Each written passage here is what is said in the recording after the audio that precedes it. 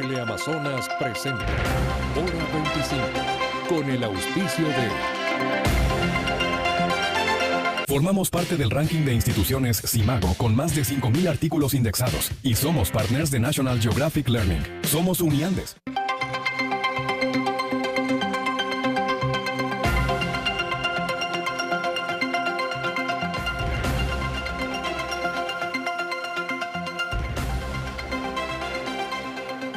Buenas noches, saludos cordiales, gracias por acompañarnos. Este es el programa Hora 25.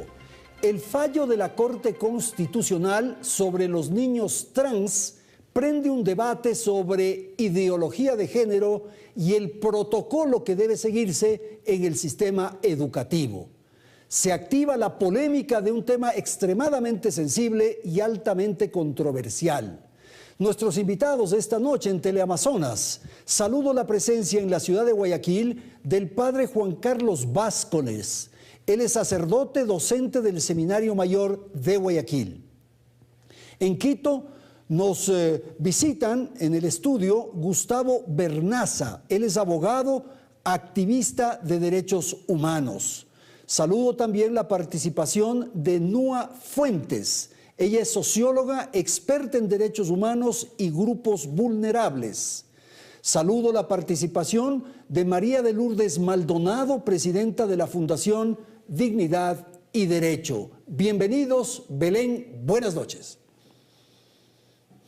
Según la Asociación Estadounidense de Pediatría, los niños de entre 2 y 3 años son capaces de identificar su género, concientizando las diferencias físicas entre hombres y mujeres y asumiendo roles que las sociedades imponen. Sin embargo, desde hace casi 10 años se empezó a hablar de la niñez trans. Es un fenómeno en incremento en el mundo y se ha convertido en un foco de debates éticos, políticos y religiosos. Ecuador no está exento de aquello. Y el tema cobró aún más relevancia luego de que el 28 de noviembre del año pasado la Corte Constitucional emitiera un fallo que establece directrices para el tratamiento de niños trans en el ámbito educativo. Les hemos preparado un reportaje que recoge algunos hechos en torno a este tema.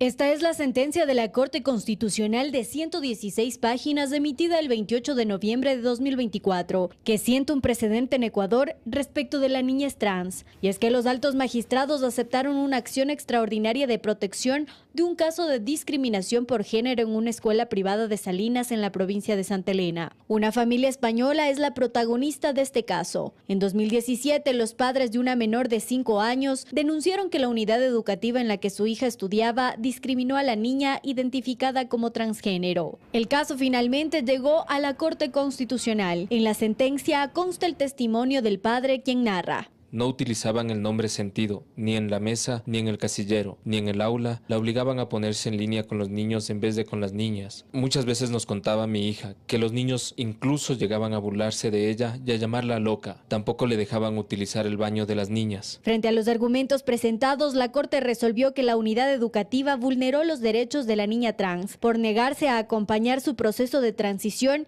y dispuso que el Ministerio de Educación, la Defensoría del Pueblo y la institución educativa, en el término máximo de 180 días desde la notificación de la sentencia, revisen y modifiquen el Código de Convivencia de la institución educativa, proceso que deberá garantizar un enfoque en diversidad sexogenérica de niños, niñas y adolescentes. Asimismo, se deberá incluir la revisión y modificación de los protocolos de actuación para prevenir y combatir la discriminación por identidad de género en espacios educativos. Esta sentencia fue aprobada con 5 votos a favor de los jueces Carla Andrade, Alejandra Cárdenas, Joel Escudero, Ali Lozada y Daniela Salazar, mientras que 4 salvaron su voto: Carmen Corral, Teresa Núquez, Enrique Herrería y Richard Ortiz. La decisión de los más altos magistrados del país causó remesón en varios sectores. Por un lado, la Federación Ecuatoriana de Organizaciones y Grupos LGBT+, aplaudió la sentencia y negó que se trate de imponer la ideología de género en el país. Pero la Conferencia Episcopal Ecuatoriana cuestionó el fallo. En este comunicado expresó que la sentencia constituye un nuevo y muy peligroso atropello a la integridad de los menores de edad y acusó que en los últimos años una mayoría de la Corte Constitucional ha impulsado una agenda mal llamada progresista que impone la ideología de género en el sistema educativo. Finalmente, la Iglesia llamó a la resistencia social. Más allá de estos criterios, el Ministerio de Educación, que está obligado a acatar la sentencia, también se pronunció a través de un video en el que aparece su titular, Alegría Crespo. No implementará ninguna acción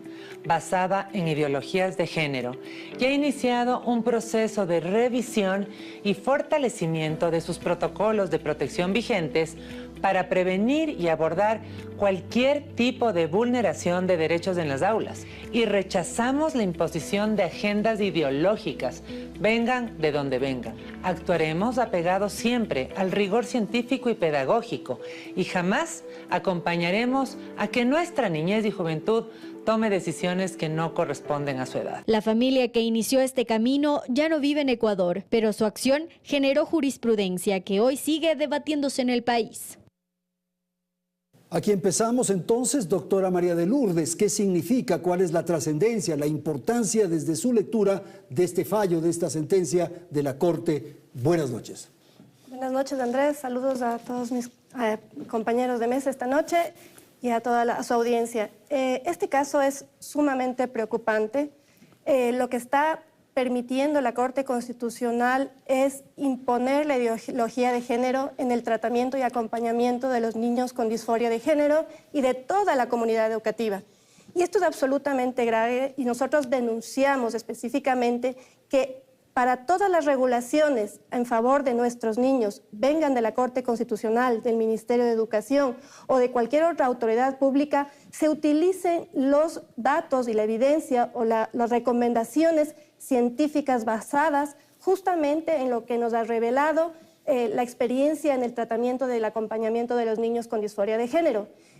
¿Cuál es la gravedad de este tema, Andrés? Y es que la evidencia nos demuestra que en la mayoría de los casos se trata de procesos transitorios, es decir, según los estudios, más o menos entre el 80 y el 95% de niños que presentan disforia de género superan esta condición cuando son adultos. Entonces, romper con el esquema que ha sido diseñado jurídicamente para proteger a los niños, de que no sean capaces de tomar decisiones trascendentales y tan trascendentales como esta, que puede tener implicaciones muy graves en el futuro, que no se les, que se proteja su seguridad y que no se les haga procesos de transición cuando no tienen la madurez o la edad necesaria para así hacerlo. María Lourdes, simplemente para precisar, ¿qué es disforia de género? Disforia de género es justamente el caso que nos está ocupando, es un niño de 5 años que se identifica como niña. Entonces, ¿por qué nace este caso? Justamente porque los padres de este niño de 5 años pedían al colegio que sea tratado como una niña. El colegio, y eso es importante aclarar, sí tomó algunas medidas para evitar que haya algún tipo de discriminación, que el niño se sienta cómodo en el colegio, pero a criterio de los padres y ahora a criterio de la Corte Constitucional, esas medidas fueron insuficientes. Por ejemplo, le doy el caso de una medida que justo la acabo de escuchar en la primera presentación. Ahí dicen que se le obligaba a ocupar las filas de las niñas. Eso es falso. Una de las medidas que tomó el colegio fue justamente eliminar la distinción de sexos en las líneas y hacer una línea de los dos sexos. Entonces ya no hubo esa discriminación, pues niños y niñas estaban en una sola fila. Doctor Gustavo, su apreciación del fallo, estos elementos que acabamos de escuchar y la disposición de la Corte para que se modifiquen, se reformen, se actualicen los protocolos. Por favor. Muy buenas noches, colegas, buenas noches con la ciudadanía. Definitivamente considerar que el fallo de la Corte es riesgoso es, de alguna manera, considerar que la Corte reivindique derechos es riesgoso. Esa sería la pregunta. Porque este fallo de la Corte no está diciendo que los colegios y diferentes instituciones, los niños, niñas trans, que son una realidad, que existen, tengan que imponerse sobre otros niños. Simplemente está diciendo que se le debe reconocer a los niños, niñas, adolescentes trans, incluidos niños, niñas, adolescentes trans, su derecho a un libre desarrollo. Pero los niños ya son trans en esa edad. Y es importante también, y ahí quería hacer la diferenciación, Andrés, y es que estamos hablando de, cuando dice la doctora disforia de género, está hablando justamente de eso que no coincide. Es decir, la persona estamos constituidas por sexo, género y deseo, que es estos tres elementos que como proyecto transgénero siempre estamos dando didáctica sobre ello. Y es justamente que no estamos hablando de que esta persona con 5 años tenga una transición sexual, sino es una persona que se identifica con un género que se construye en base a sus propias vivencias. Por tanto, lo que dice la doctora al permitir que la escuela haga estos ajustes necesarios, además, que reducen la discriminación, estas líneas que son básicamente de lo vivencial, nos muestra que en principio en la ley está el reconocimiento de estos derechos, pero ya luego en la práctica es cuando las personas no logran hacerlos efectivos. Por lo tanto, yo no considero que sea riesgosa la sentencia de la Corte, más bien lo que hace es reivindicar derechos. Ok, no, ¿es posible entonces que un niño nazca en un cuerpo, digamos, equivocado? Bueno, primero muchas gracias por la invitación y un saludo a todas las personas que nos escuchan.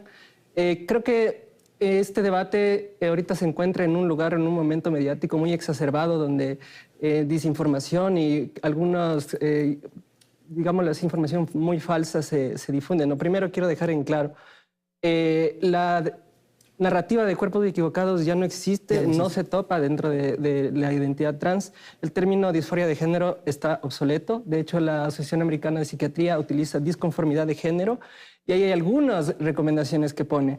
El término ideología de género realmente no existe en términos académicos. Ha sido un concepto acuñado por grupos que justamente están en contra de la progresión de derechos de grupos de mujeres y grupos minoritarios que han tenido vulneración histórica, ¿no? Pero aquí el tema central no lo tenemos que perder. El tema central es la protección integral de los niños, niñas y adolescentes. Aquí el problema es una niña que en relación a su no reconocimiento de identidad se vulneraron otros derechos importantes que tienen que ver con su desarrollo de la personalidad, con su adaptabilidad dentro del ámbito educativo, y frente a eso nos encontramos unas estadísticas que esa es la realidad. No es la realidad el tema de que los niños de pronto se arrepientan o no. La realidad es que vivimos un ambiente donde en el 2021 el Ministerio de Educación dice que hubo 2.345 casos de acoso. 23% de la población estudiantil sufre bullying o discriminación, abuso escolar, y hay un nivel de deserción del 9.7%. Y esto se agrava mucho más cuando hablamos de niñez y adolescencia, que justamente está en estos procesos que, o mejor dicho, que justamente no muestra esta tradicionalidad de roles de género, porque yo quiero ser más amplia, no solamente es un tema de niñez trans, es un tema de violencia en el ámbito educativo, sí. Cómo pensamos la educación de los niños y niñas, y ahí hay mucho que decir. Entonces yo solo pediría que no nos perdamos en mensajes de odio, desinformación, y no perdamos lo que está en el fondo, que es lo importante, los niños, niñas y adolescentes, y su derecho a su libre desarrollo y al acceso educativo. Ok, gracias, Nua. Vamos a ir con Guayaquil. Padre Juan Carlos, su apreciación de lo que se ha dicho y el tema que tiene que ver con el comunicado de la Iglesia Católica, que considera que esta sentencia, este fallo de la Corte Constitucional, impone una ideología de género. Buenas noches, Padre. Buenas de Dios. Muchísimas gracias por la invitación. Saludos a todos los que están en Quito y a todos los televidentes. Efectivamente, estamos en un momento mediático muy alto y esto me parece interesante porque ha traído la atención sobre actuaciones de la Corte Constitucional que estaban desde algún tiempo atrás intentando, digamos, difundir una agenda distinta. Acabo de escuchar a Nua que dice que no hablemos de ideología de género. No sé cuál sería tal vez el término para englobar todas estas ideas. Tal vez agenda woke o bueno, la ideología de género es como lo más típico, pero tal vez la gente que nos escucha pueda relacionarlo más con la woke, ¿no? En todo caso, este nuevo nivel de la Corte Constitucional se ha ido mucho más allá. Porque, claro, no estamos hablando simplemente de un tema de gente mayor, de derechos, sino de imponer una ideología. Hay que ser claro, la sentencia de la Corte Constitucional no está abriendo el campo en este instante a los cambios médicos. Pero para entendernos mejor, hay una serie de cambios cuando se produce la disforia de género. Uno sería el cambio social, otro el cambio legal y finalmente el cambio médico. En el cambio en el cambio social está empezar a tratar a esa persona como se autopercibe. O sea, de niña o de niño, en función de lo que él ve, de que pueda también utilizar los baños respectivos, como nos decía ese pequeño clip de inicio, que se pongan los deportes. O sea, hay una serie de cosas que ya dependen de ellos, no solo de ellos, sino también de todas las personas que interactúan con ellos. En definitiva, esto es una forma de ver el mundo, es una ideología, ya sea ideología de género, ideología woke, pero hay otra forma de ver el mundo que me parece que está todavía muy difundida y que no se ha negado todavía de ninguna forma, ni en estudios largos, tal, que me parece que es clara, ¿no? Que existen hombres, que existen mujeres y que existen personas que tienen esa disforia que no se sienten bien en su cuerpo y que hay que tratarlos de alguna manera. ¿Qué es lo que hace la Iglesia? La Iglesia no viene a gritar o a ser, no sé, un agresor aquí. Al contrario, lo que queremos es acoger a todos.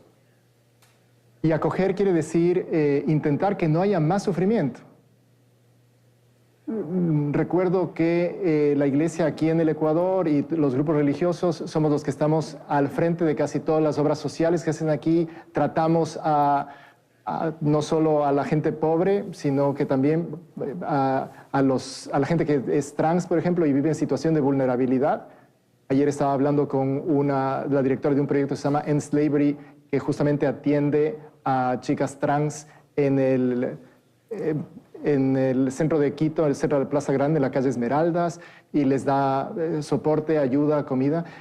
Pero también tenemos toda la red de colegios más grandes, y ahí también nos damos cuenta que hay un sufrimiento real, y es una serie de padres que no quieren que a sus hijos se les diga que pueden ser hombres, mujeres, o lo que cada rato se les ocurra, sino que lo que quieren es que crezcan normales como niños, y en el caso de que aparezca alguna de disforia de género, se lo pueda hacer cuando ya haya terminado su paso por la adolescencia, ¿no? Okay, no forzar a que ahora mismo tengan esas escogidas. Ok, hagamos una pausa. Me parece absolutamente noble que la Iglesia lo que pretenda, lo que provoque es que no haya sufrimiento, doctor.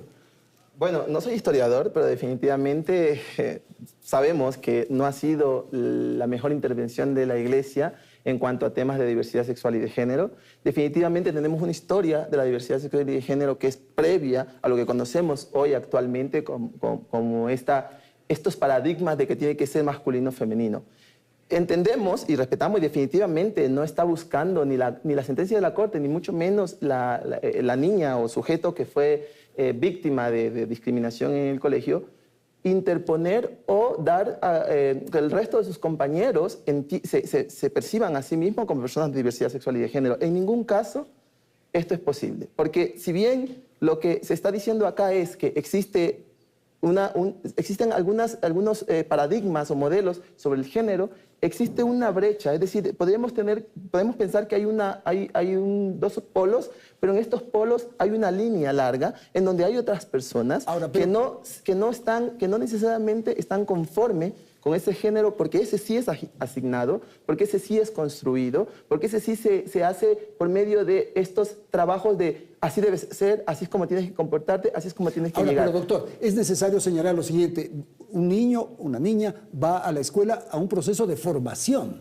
¿no es cierto? A aprender, a conocer cosas, a formarse. Educativo principalmente. Educativo principalmente. Y eso, lo que ha hecho aquí la Corte y lo que ha pasado en este caso, aporta a esa educación. Porque le permite ver a otros niños que no es que van a ser diversos sexualmente, sino que van a entender que existe una diversidad, que la pueden celebrar y que no es riesgosa. Ok, hay una pausa para María de Lourdes. Por favor, su apreciación. Sí, yo creo que tenemos primero que entender que cuando hablamos de derechos, justamente estamos hablando de que hay una afectación a toda la comunidad educativa. Y la afectación se da en esta sentencia por, como decía en un inicio, lo que está imponiendo es una ideología. ¿Y por qué es así? El derecho a la educación justamente consiste en que se le dé a los niños las herramientas para que vayan formándose adecuadamente. Esas herramientas tienen que ser absolutamente libres de ideologías para que ellos puedan formarse sus propios criterios. Si tenemos, por otro lado, una sentencia constitucional que dice que en los colegios se debe implementar una política que incluya el concebir que no existen distinciones de sexo biológico, es decir, que eso es un invento y que cada persona se puede identificar con el sexo que ellos consideren que es el válido, pues ya estamos rompiendo la base de la educación, que es la verdad. La verdad es lo que nos revela la evidencia científica y es que el sexo es un dato biológico. Cada una de las personas nacemos con un sexo, no es que se nos asigna un sexo. De hecho, cuando uno está en el vientre, desde la concepción, incluso por una ecografía, se puede determinar el sexo de la persona. Entonces, esto es muy importante entender, que el pretender una sentencia de la Corte Constitucional, que todo en el sistema educativo se dibuje, se construya en base a un presupuesto equivocado, como es entender que no existe una distinción biológica entre el sexo masculino y femenino, es gravísimo. Ahora, doctora, pero tampoco es que se está imponiendo, que se le está disponiendo que sea hombre o que sea mujer. No se le impone a la persona, pero sí se está cambiando la información. Y esto es un tema también, el derecho a la educación no es exclusivo de los colegios. El derecho a la educación también es un derecho de los padres. Ah, claro. Son los padres, son los primeros educadores de sus hijos. Y en ese sentido, la Corte Constitucional está silenciando absolutamente a los padres de familia, pues ahora es el colegio quien le va a decir a su hijo de qué sexo es. Y no porque no se puede identificar por uno o por otro, sino porque le va a alterar la realidad al punto de generarle una confusión de si es que es un varón o es una mujer. Esto es sumamente grave. La educación nunca y ningún tipo de política pública puede basarse sobre la ideología. Tiene que basarse justamente en la evidencia científica. Y de la mano de esto tenemos que tener dentro de perspectiva los daños que se generan, porque sí se generan daños. Uno de esos, por ejemplo, podemos ver en el ámbito deportivo. ¿Cuánto le ha costado a la mujer ocupar espacios en niveles deportivos? Y justamente por esta eliminación de las diferencias biológicas entre el sexo masculino y el femenino, justamente vemos hombres que se sienten mujeres y están ocupando estos espacios. Esto es gravísimo. Ahora, Nua, ¿es posible entonces que con esta sentencia se busque influir en las mentes de las niñas y niños para definir su sexo? Bueno, yo quiero dejar también en claro que, bueno, respeto todo lo que se pueda decir, pero no estoy de acuerdo con algunas cosas que se han dicho.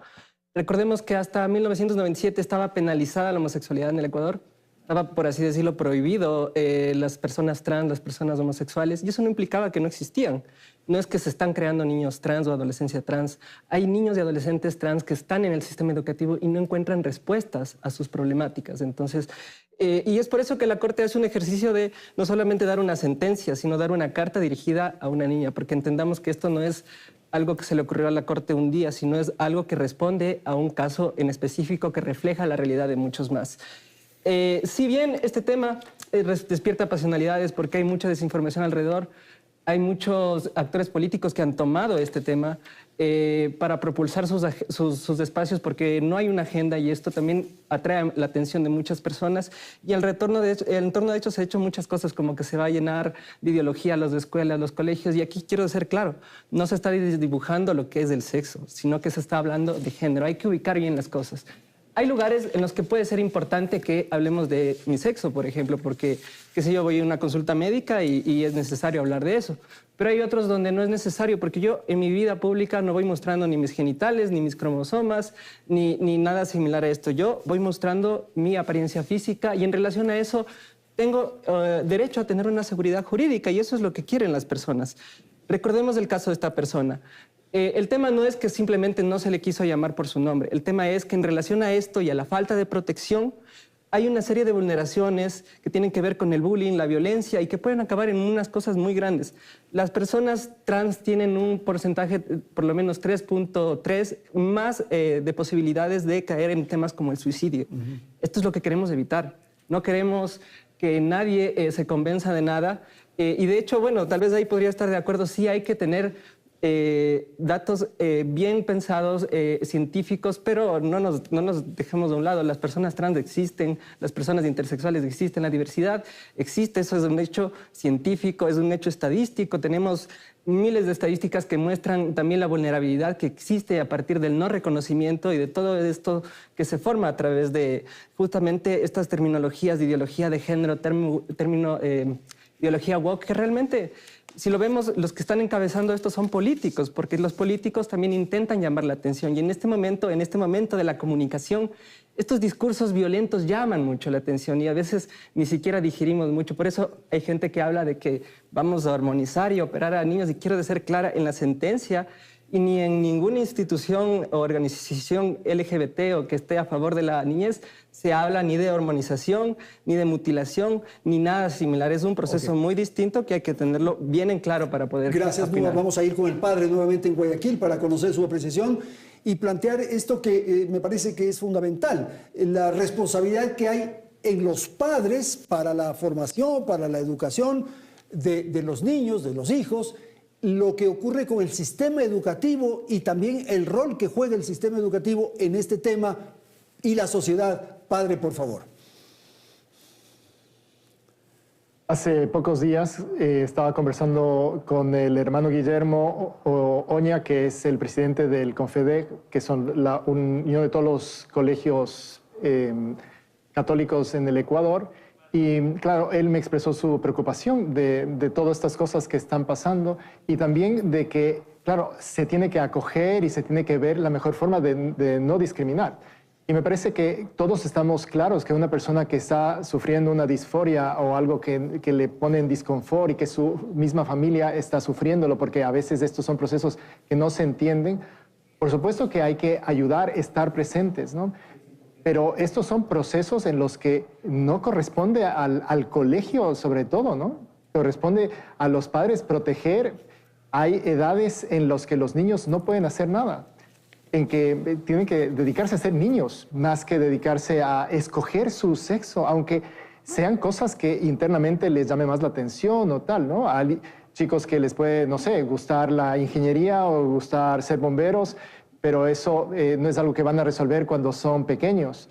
Y no van por eso vestidos todos los días de bomberos o haciendo cálculos matemáticos.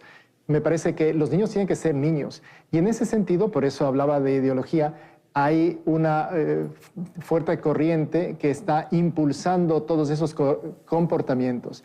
Y eso es lo que nos preocupa también en los colegios. O sea, si se impulsan comportamientos que luego van a terminar en que estas conductas se reafirmen o que alguien que no está todavía ni convencido ni tiene una idea tan clara de repente pase a ser eso como su primer o único deseo, bueno, tal vez estamos quitándole lo esencial de la niñez, que es ser niño, jugar, estar con los otros, compartir.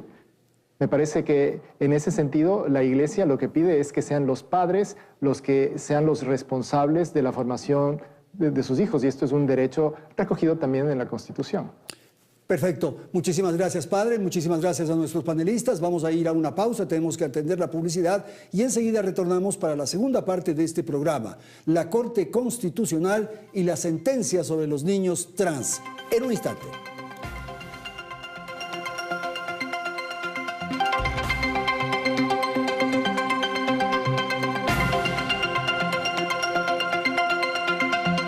Hora 25, con el auspicio de... Formamos parte del ranking de instituciones Simago con más de 5,000 artículos indexados y somos partners de National Geographic Learning. Somos Uniandes.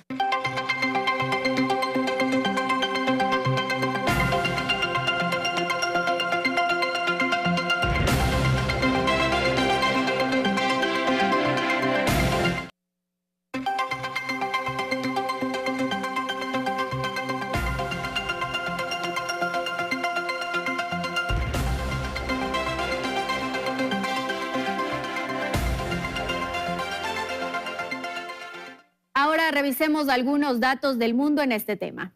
En una encuesta realizada por Ipsos entre febrero y marzo de 2024, se preguntó si los adolescentes transgénero deberían recibir atención de afirmación de género, es decir, asesoramiento o tratamiento hormonal con el consentimiento de sus padres.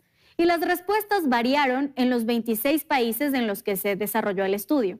Tal es así que en Tailandia, por ejemplo, el 81% apoyó esta posibilidad, seguido por Chile con 67%, Sudáfrica con 65%, España con 63%. Con 62% de apoyo están Argentina y Perú, y no están muy por debajo México, Brasil y Colombia, que están entre el 59 y 56% de aprobación.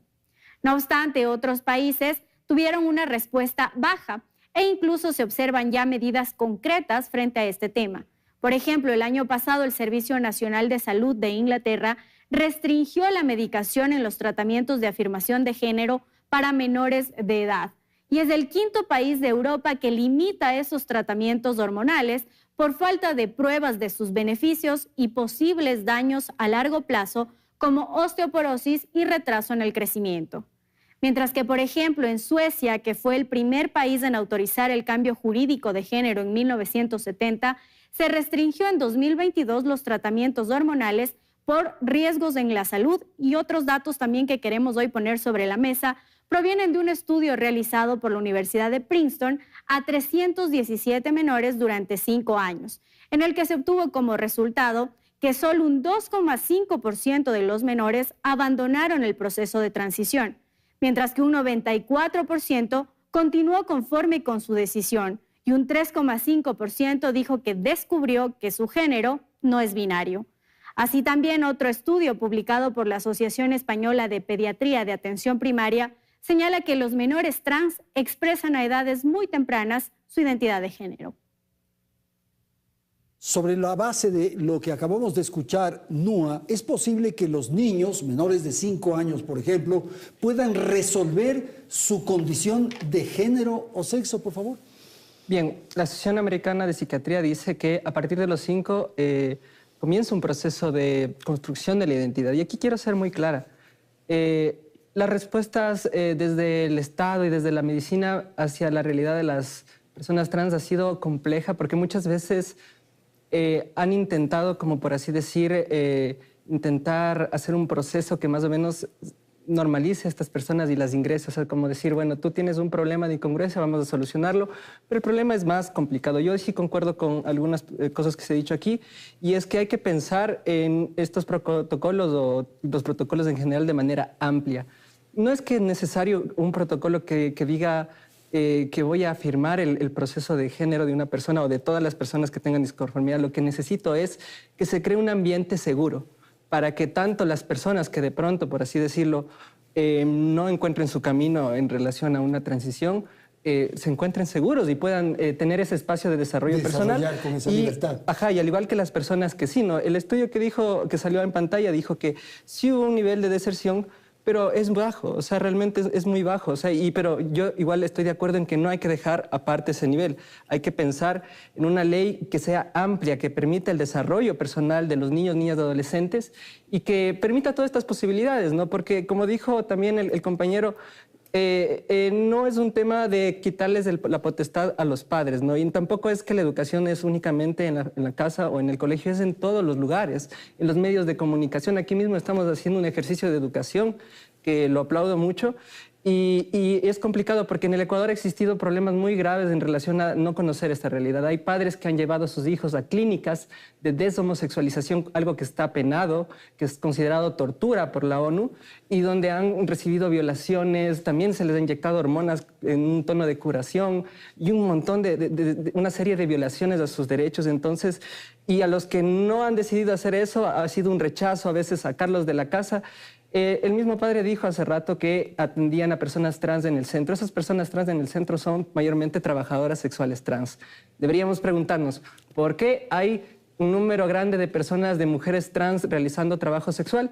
Es porque ellas enfrentaron esta realidad. Ya estuvieron en el ámbito educativo, no encontraron apoyo en su casa, no encontraron apoyo en el espacio educativo, desertaron, tuvieron que salir de sus casas y enfrentarse a la calle. Y actualmente viven un nivel de desigualdad gigante. No estamos en un momento para perder talento humano. Esas personas pudieron haber sido profesionales, pudieron haber sido gente que aporta a nuestra ciudad y ahorita lo estamos perdiendo. Okay. Gracias. No, doctora, quisiera su apreciación de lo que acabamos de oír y me parece sustancial y quiero subrayar eso que Nua ha dicho, que es preciso dar un espacio, un ambiente para que se puedan desarrollar, que haya libertad, en fin, ¿eso es pertinente?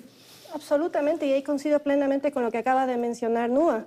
De hecho, nosotros también estamos defendiendo los derechos humanos de las personas y consideramos que ningún ser humano tiene que ser agredido, debe haber, por ejemplo, lo que mencionábamos, acoso escolar. Todos estos temas evidentemente los vamos a combatir, pero lo que no estamos de acuerdo, y por eso insisto, es porque esto lamentablemente no dice la sentencia.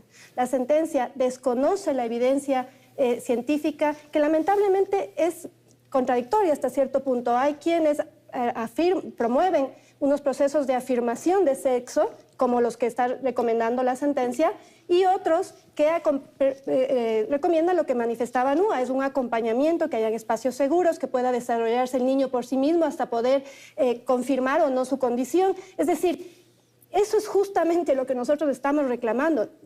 Rechazamos de manera absoluta cualquier tipo de discriminación y violencia, pero lo que sí pedimos es que todas las decisiones que tengan que ver con la educación y el acompañamiento de nuestros niños en general esté libre de ideologías y que no se imponga una sola visión, como lo hace la sentencia, cuando la evidencia demuestra, en otros casos, por ejemplo, la Academia Americana de Pediatría, los graves daños que se generan a los niños cuando se dan cuenta de que se tratan de procesos equivocados, alterando inclusive los índices de suicidio en niños y adolescentes. Queremos en el Ecuador encontrarnos cada vez con sentencias, con casos como estos que se oyen en España e Inglaterra, de personas que tomaron la decisión de transicionar antes de los 15 años y sin embargo se dieron cuenta que estaban equivocados y han reclamado al Estado por el daño que les dijeron. Este caso, por ejemplo, de Susana Domínguez en España es terrible. Ella le reclama a la psicóloga porque la psicóloga le dijo, tú me dijiste. Y ella le dice, yo tenía 15 años. No estaba, le está diciendo, por favor, no me protegiste, tú tenías que haberme dado las herramientas para que yo justamente pueda identificar qué problema tenía, que en este caso era un problema de autismo. Eso no queremos ver en el Ecuador, no queremos que nos impongan un cambio tan trascendental para nuestros niños cuando ellos lo que tenemos es que darle justamente lo que yo decía al inicio, herramientas para que puedan desarrollarse y madurar en absoluta libertad en ambientes seguros. Ahora, doctor, ¿la sentencia puede contribuir a esto que acabamos de escuchar, a promocionar, digamos, la posibilidad de estos cambios? En definitiva, no considero que la sentencia sea encaminada hacia dirigido a eso. No, definitivamente no, porque no es eso lo que dice la decisión. Justamente lo que hace, claro, es, y está en el numeral 7 de la decisión, en donde manda el acompañamiento, ¿sí? Y reducir los niveles de discriminación y de violencia en las unidades educativas y en la vida en diferentes ámbitos. Y quería regresar a cierto punto a entender que debemos dejar ese paternalismo de considerar que las personas trans sufren. Porque las personas trans no sufren por ser trans. Las personas trans pueden tener una situación difícil de vida por el entorno que les rodea. Y lo que debe contribuir en esta sentencia definitivamente es a eso, justamente, a que la educación sí vaya acompañada del futuro hacia, como había mencionado Noa antes, porque entendemos ahora como una especie de causa de que haya muchas personas adultas que se dedican al trabajo sexual porque no tuvieron las oportunidades. Entonces tenemos un efecto anterior y que hoy por hoy debemos considerar que debe componerse por medio de este tipo de acciones como lo ha hecho la Corte. Ahora, Gustavo. Otra cosa fundamental, considero fundamental, es no utilizar como ciertos casos únicamente particulares, porque ya vimos que la data dura dice que la gente está haciendo su proceso, están siendo acompañados en diferentes países y que está siendo efectivo. Y sin embargo hacemos mucho énfasis en aquellas personas que han decidido no. Cuando nosotros como proyecto siempre hemos trabajado en eso, en la autogestión acompañada, teniendo mucha importancia, sobre todo con personas adultas, evidentemente, su capacidad de entender de que están en este proceso. Ahora, doctor, en atención al protocolo que se establece o se dispone por parte de la Corte con la sentencia, uno podría pensar que ahora en las escuelas y colegios de nuestro país ya no tienen que haber filas, líneas, como se llame, de niños aquí, de niñas acá, que se deben eliminar los baños de niñas y los baños de niños. ¿Cómo entender el protocolo y esto que se ha dispuesto por la Corte? Eso sí no dice la sentencia. No, yo sé que no dice, pero sí dice que debe ajustarse los protocolos. Pero ahí entonces la evidencia sería entender y preguntarnos cuán efectivo ha sido para la sociedad esas diferenciaciones del género. Hay una pausa. María de Lourdes, si lo comentas esto rápidamente. Primero es que sí lo dice, ¿no? La sentencia dice en el punto 6, como medida de error repetición, se dispone al Ministerio de Educación, a la Defensoría del Pueblo de Santa Elena y a la Unidad Educativa que hagan un protocolo y que además lo hagan en base a esta guía, que es terrible, que es la Guía de Orientación Técnica de Prevenir y Combatir la Discriminación por Diversidad Sexual e Identidad de Género. Y en esta guía específicamente se establecen los cambios que nosotros estamos diciendo que constituyen un proceso de afirmación de sexo, como el cambio de nombre social, el permitir el uso del baño de los niños del sexo opuesto. Es decir, todas las conductas que se constituyen patrones de transición afirmativa de sexo son las que están en esta guía. Ok, doctor. Sexo es una cosa, género es otra. Entonces, la reafirmación, lo biológico es que las personas nacen de sexo viril o macho, digamos, de la especie humana, femenil o femenino o hembra de la especie humana, o intersex. Eso es el sexo, una realidad biológica, una realidad que es íntima y que además queremos principalmente que se quede en lo íntimo. Sí. Pero lo que estamos hablando aquí es de la reafirmación de género y es importante que la gente no se confunda en esto y hay que tener un poco de cuidado porque en ocasiones no es que no se sabe, se lo utiliza con alguna cierta mala fe. El género es lo que se puede reafirmar en una persona o incluso la persona puede desistir en su transición. No estamos hablando de intervenir quirúrgicamente. Más allá de los términos, hay un baño de hombres y un baño de mujeres. Evidentemente sí. O le preguntemos al padre lo que ocurre con la declaración que formuló Donald Trump en los Estados Unidos, que el Estado, ese país, reconoce hombres y mujeres. Padre, por favor. Sí, o sea, yo la verdad es que las declaraciones ya de Donald Trump no sabría decirte exactamente qué dijeron, pero lo que sí te puedo decir es que durante una época larguísima de la humanidad siempre hubo hombres y mujeres y durante estos pocos años ha habido como una duda o un sentido de que hay muchos más, ¿no? Aparte del hombre y mujer, pero ahora parece que las cosas están volviendo a esta diversidad, hombres y mujeres.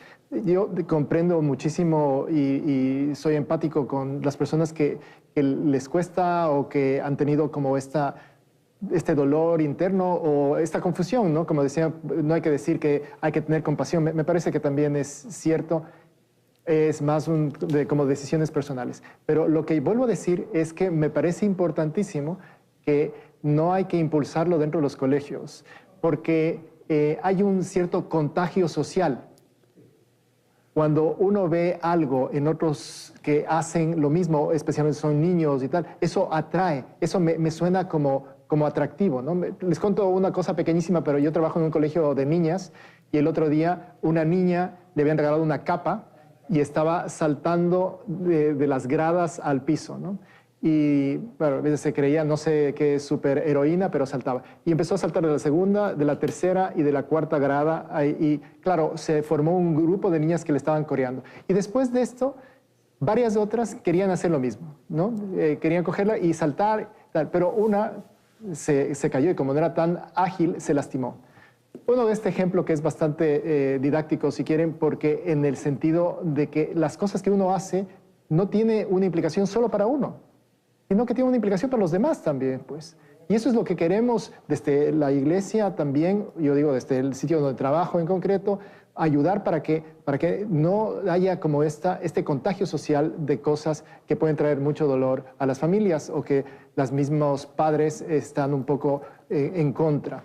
Claro, y entonces, Nua, lo que puede ocurrir es que esta sentencia pueda influir, pueda buscar influir en las mentes de los niños, de las niñas, respecto a esto que estamos tratando. Bueno, el discurso del contagio social realmente es algo que ya se ha escuchado, pero hay muchos estudios en Inglaterra, en UK, en España, que son muy claros que esto es un mito, no existe un contagio social. Lo que existe son identidades que ya están ahí y aquí quiero un poco cortar un sesgo que dijo nuestro compañero que dice desde la eternidad, siempre desde el inicio existieron hombres y mujeres. Pues en la historia humana también han existido culturas donde han habido personas que se les podría llamar trans. No se utiliza ese término porque el término trans se crea, por así decirlo, en la modernidad, pero eso no quiere decir que no hayan existido personas con que hayan tenido inconformidad con el género. De hecho, existen culturas como la mexicana, las mushes, aquí en Ecuador los enchaquirados, que son culturas que también vienen desde lo precolonial, que ya tenían estas personas. O sea, no es algo nuevo, no es un invento.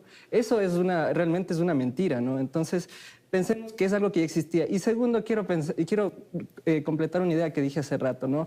Lamentablemente este tema, al ser muy pasional, al ser lleno de desinformación, hay mucha gente que ha sido cautivada por ello y obviamente los actores políticos lo han visto. Entonces Donald Trump lo que hace es responder a un electorado que le pide cierta cosa porque hay un tema que está enardecido, pero en la realidad incluso podemos ver algunas cosas. Ha habido procesos judiciales, esta es una decisión que todavía no termina.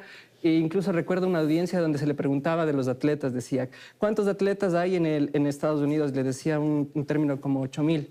¿Cuántas personas hay? Decía como 12. Y aquí, por ejemplo, en el Ecuador, no hay personas trans que realicen deportes. Hay que ser claros. Entonces es una mentira pensar que están en peligro los deportes de las mujeres. Y las personas trans, a duras penas, logran terminar sus procesos educativos y no pueden encontrar espacios seguros para hacer otras cosas. No pueden encontrar trabajos sin discriminación. Y aquí va un tema muy claro.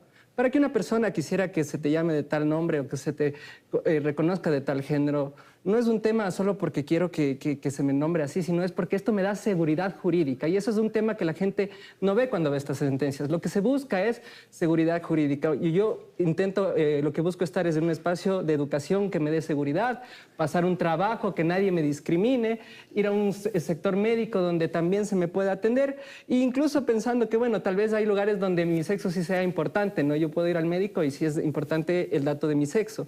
Pero en la mayor parte de mi vida civil, mi género tranquilamente yo lo puedo utilizar para hablar con ustedes. No. A mí me parece muy interesante esto que está señalando porque me permite hacer una pregunta a María de Lourdes y creo que la sociedad en su conjunto lo que tiene que hacer es buscar mecanismos para proteger al niño. El niño es todavía una persona que no tiene mayores capacidades de defensa, digamos. Entonces hay que proteger, hay que defender, en fin. Esta sentencia más bien permite que haya una afectación al niño. Absolutamente, Andrés, y eso es lo que nosotros estamos absolutamente reclamando. ¿Por qué? ¿Y por qué nosotros incluso denunciamos el que existe una ideología? Este caso, el caso Salinas, es el primer caso, de hecho el segundo, pero hay un caso que viene a continuación, que es el caso Amado, en el que se quiere justamente los cambios legales, y hay otro que no se trata de niños, pero sí busca los cambios médicos en las personas que padecen disforia de género.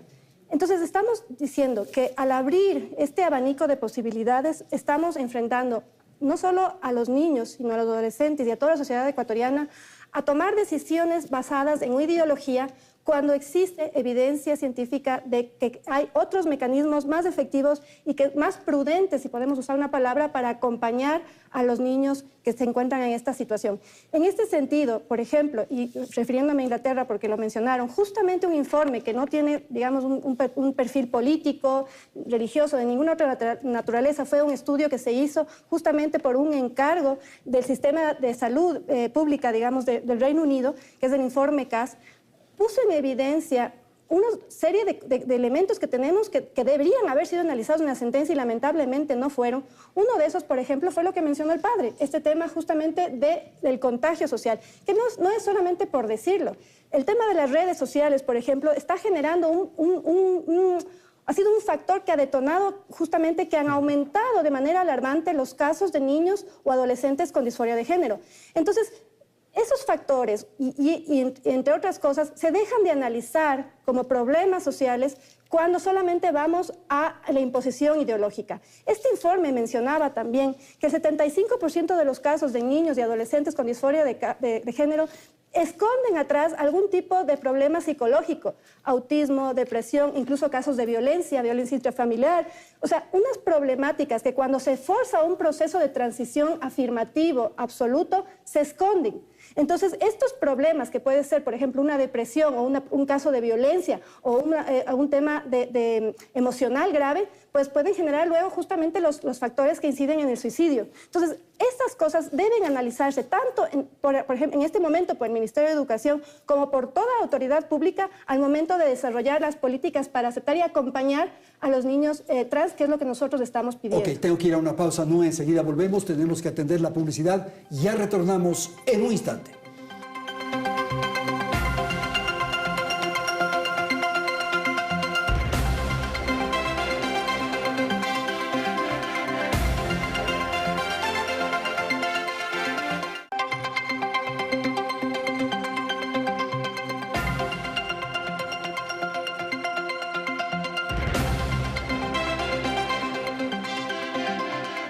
Bien, vamos a presentar nuestro segmento final de hora 25. Tenemos pocos minutos y la propuesta es que los panelistas hagan una apreciación final. Claro, lo que ocurre alrededor de esto es los derechos de los niños, las capacidades que ellos tienen, las responsabilidades de los padres, de la escuela, de la sociedad, en fin, ese es el tema central. Con usted, doctor, empezamos esta ronda final. Sí, definitivamente la Corte en su sentencia lo plasma, ¿no? Lo deja ver. En el numeral 2.2.1 justamente menciona que la unidad educativa vulneró los derechos de igualdad, de no discriminación y de libre desarrollo de la personalidad de una niña trans. Y es importantísimo también, un poco hilando con lo que había comentado la colega en el bloque anterior, de que detrás de estas personas hay estudios que demuestran depresión, baja autoestima, y un sinfín de patologías y problemáticas. Y la pregunta aquí sería, ¿eso a qué obedece? Justamente porque en su gran mayoría o un número importante de personas trans se desarrolla en un ambiente que no tiene estas discusiones. Estas discusiones de donde las personas se puedan desarrollar libremente, ¿sí? Por tanto, tienen que vivir en algunas ocasiones una doble vida entre lo que se espera de ellas, de acuerdo a la estructura social, y entre lo que realmente son. Lo que son. ¿Sí? Hacia dónde quieren transicionar, hacia dónde quieren caminar. Entonces, en definitiva, esta sentencia, más allá de imponer a los sistemas educativos, imponer a la sociedad que todos y todas ahora tengamos que ser personas trans. Yo soy una persona que trabaja por los derechos de personas trans, no soy una persona trans, y nunca me he visto en la obligación de transitar, ¿cierto? Sin embargo, la sentencia tampoco va a cumplir, no cumple ese rol, pero lo que sí permite es que los espacios, como decía no antes, de las personas trans sientan que hay seguridad jurídica desde el momento en que están educándose en los centros educativos y en los diferentes entornos sociales y puedan tener una vida libre de violencia, de discriminación y, como reconoce la sentencia, el libre desarrollo de la personalidad. Okay. Gracias, doctor. Nua, por favor, lo más cortito, estoy sobre el tiempo.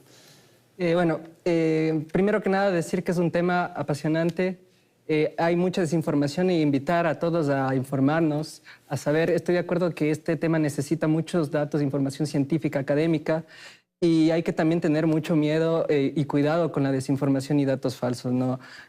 Por ejemplo, el informe CLAS ha sido señalado muchas veces por una falta de revisión de pares, mientras que la Asociación Americana de Psiquiatría ha dado muy claramente unos resultados que dice que los procesos de afirmación de género en personas trans son positivos. Y sí hay un porcentaje que puede tal vez no resultar bien dentro de este proceso, pero yo también estoy de acuerdo que hay que también pensar en eso. Pero eso, decir que hay que pensar en estos casos que no les fue bien en este proceso, no implica que a la gran mayoría hay que dejarlas descubiertas, ¿no? Hay que pensar bien en esos protocolos. En eso sí yo estoy de acuerdo que tenemos que hacer protocolos amplios, diversos, que impliquen un respeto y que garanticen que los niños, niñas y adolescentes tengan un desarrollo personal que les permita tomar decisiones informadas. Eso es lo que buscamos y eso es principalmente lo que yo quisiera abocar en relación a la sentencia. Y finalmente solo también un llamado a todos para pensar este tema de la educación. Estoy de acuerdo, hay que pensar la educación no solamente en el ámbito educativo, sino en todas nuestras partes, porque la discriminación no solamente está allá, está en todas las partes, en todos los lugares. A veces los mismos padres avalan la discriminación, los profesores, los compañeros, y entonces valga la oportunidad para plantearnos estos problemas y erradicar la violencia y discriminación en todos los ámbitos. Perfecto, estamos totalmente de acuerdo. Doctora María de Lourdes. Gracias, Andrés. Nuestro pedido es que no experimentemos con los niños. Si no existe un consenso internacional sobre las mejores prácticas que se tienen que aplicar en estos casos para acompañar a niños que tienen disforia de género, pues no experimentemos con nuestros niños y simplemente dejamos un espacio seguro para que ellas puedan desarrollar sus actividades sin ningún tipo de violencia, pero tampoco sin ningún tipo de imposición ni adoctrinamiento ideológico. Perfecto, muchísimas gracias. Vamos con Guayaquil. Padre Juan Carlos, por favor, con usted terminamos. Muchas gracias, Andrés. Yo creo que de mi lado les quería decir que la Iglesia no busca ni discriminar ni sacar fuera a nadie, trabajamos con todos, pero nos interesa sobre todo proteger el derecho de los padres de formar a sus hijos. Como la institución más grande privada, digamos, y también en colaboración con el Estado que se dedica a los colegios y a la educación, pienso que es necesario que la Iglesia haya hecho este comunicado y que nuestra posición sea siempre la de proteger a las familias. Y en ese sentido, el derecho a la resistencia, que está también amparado en la Constitución, se hace aquí presente y es lo que la Conferencia Episcopal ha llamado a todos nosotros, ¿no? Que no podemos dejar que esto pase porque se trata de algo muy grave. Muchísimas gracias. Entonces, a nombre de Teleamazonas, a Gustavo, a María de Lourdes, a Nua, a Juan Carlos. Gracias también a la audiencia. Felicidades. Hasta el próximo domingo.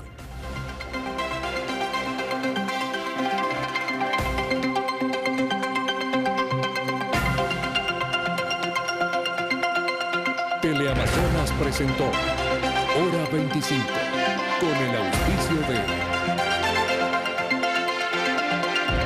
Formamos parte del ranking de instituciones Simago con más de 5.000 artículos indexados y somos partners de National Geographic Learning. Somos Uniandes.